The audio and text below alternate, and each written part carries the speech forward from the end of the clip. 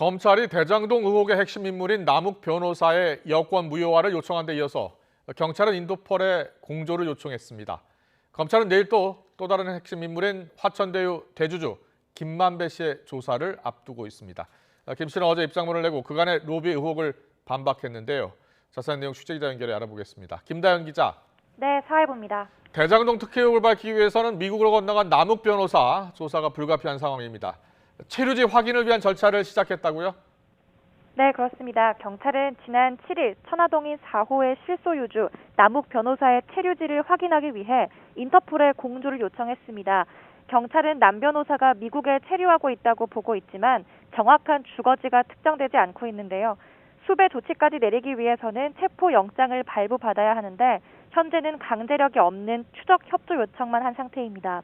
남 변호사는 지난 2009년 초창기부터 대장동 민간 개발을 주도했습니다. 8천여만 원을 투자해 1,000억 원 넘는 배당금을 챙기면서 의혹의 중심에 섰지만 의혹이 불거지기 전 출국한 것으로 파악됐습니다.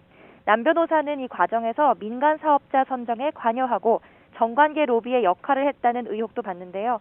검찰도 남 변호사의 여권을 취소해달라고 외교부에 요청하는 등 남 변호사의 신병 확보를 위해 검경이 수사망을 좁혀가는 모습입니다.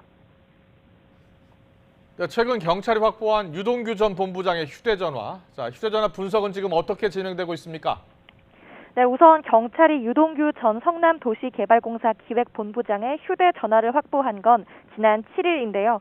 오피스텔 근처 CCTV를 분석해 지난달 29일 검찰의 압수수색 당시 유 전 본부장이 창밖으로 던졌던 휴대전화를 찾아낸 겁니다. 유 전 본부장 측은 2주 전에 새로 개통한 휴대전화이고 당시 쓰던 휴대전화는 지인에게 맡겨뒀다고 해명하기도 했는데요. 유 전 본부장이 증거인멸까지 시도한 만큼 휴대전화의 핵심 인물과의 관계나 배당금 배분 등 의혹을 풀 핵심 증거가 담겼을 가능성이 큽니다. 포렌식은 절차에 따라 당사자인 유 전 본부장 입회 하에 진행돼야 하는데 현재 구속된 만큼 검찰과 일정 조율이 필요할 것으로 보입니다.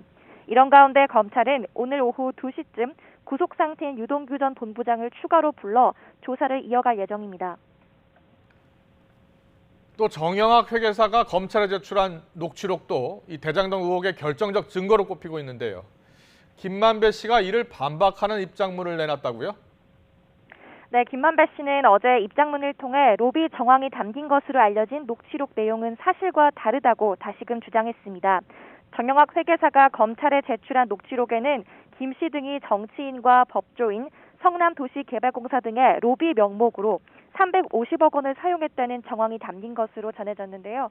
김 씨는 당시 녹취되고 있다는 걸 알고 일부러 허위 사실을 말했다고 설명했습니다. 또 화천대유가 100% 소유한 천화동인 1호의 배당금을 두고 김 씨가 그 절반은 그분 것이라고 언급했다는 보도도 반박했습니다. 김 씨는 그런 말을 한 사실이 없고 배당금을 누구와 나눌 이유도 없다고 강조했습니다. 지난달 경찰 조사를 받은 김 씨는 내일 검찰 출석을 앞두고 있습니다. 검찰은 김 씨를 상대로 천화동인 1호의 실소유주와 정관계 로비 의혹의 실체 등을 집중 추궁할 것으로 보입니다. 지금까지 사회부에서 전해드렸습니다.